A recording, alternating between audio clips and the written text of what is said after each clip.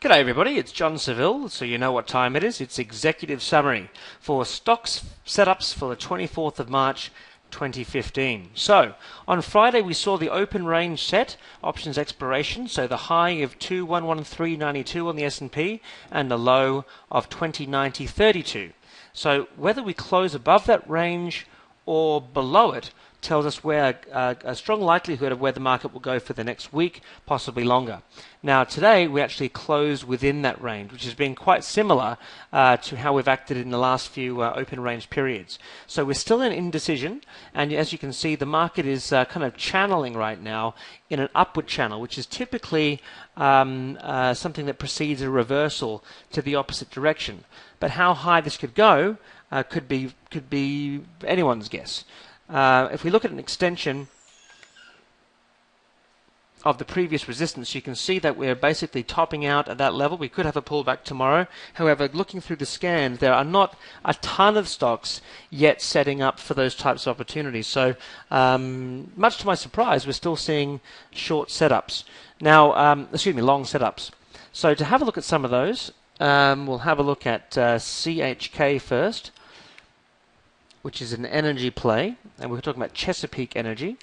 Now, Carl Icahn actually just bought a bunch into Chesapeake, so there's some insider action on this one, and as well as some institutional action.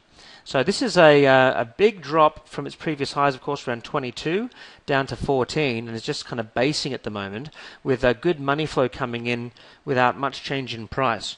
So a possible setup here is looking at a potential buy target at 14.33, rallying up to this just underneath the 38.2 Fibonacci, which undercuts the previous lows over here. So that would take us up to around 15.86, which is a reasonable pop. And to put a stop loss in, I'd be looking at around 13. Let's have a look here. 1347, so which gives us a 1.7 risk reward. So not as much as we normally want, but close enough. And of course, the insider action is quite interesting on that as well. The other one I'm looking at was PHMD. Now, we've had a lot of success in finding great pharmaceutical companies that were really rallying hard over the last few weeks. PHMD is another one which came across my radar. It's not as strong as some of the others, but if you have a look at its history, I mean, it's come down a long way, and which, of course, with biopharms can make them potential buyout targets. A lot can happen.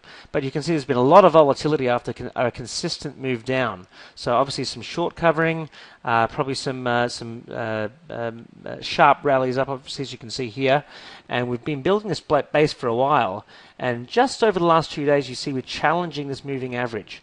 So I was looking at this as a potential long if we can get an entry somewhere below $2 with an exit of 227, which if we look at the hourly chart,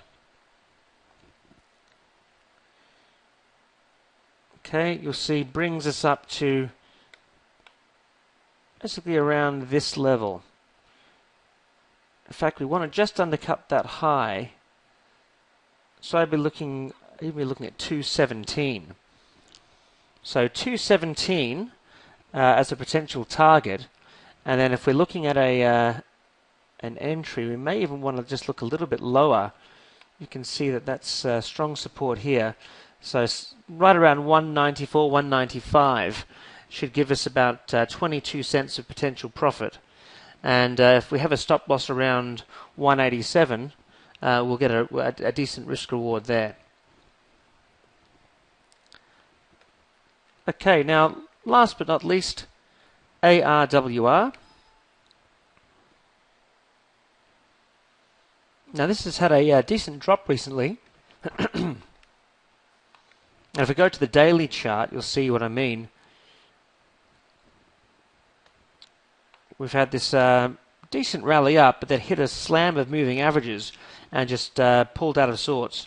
Volume was 2.03 million yesterday, 1.83 million today, compared to 1.2 million on the last day up previously.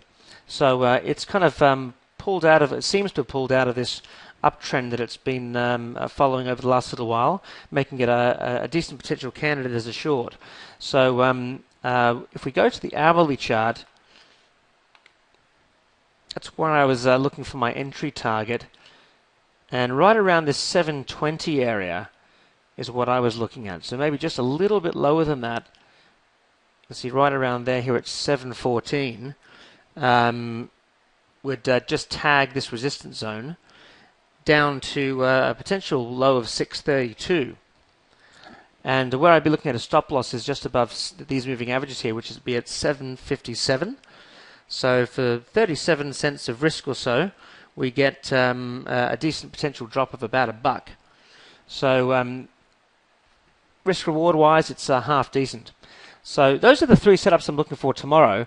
I am playing cautiously in the market at the moment, of course, until we see the which way the open range is going to go, because that gives us a higher probability, I guess, predicator of which way the market's going to potentially move. Play safely, and hopefully happy trading.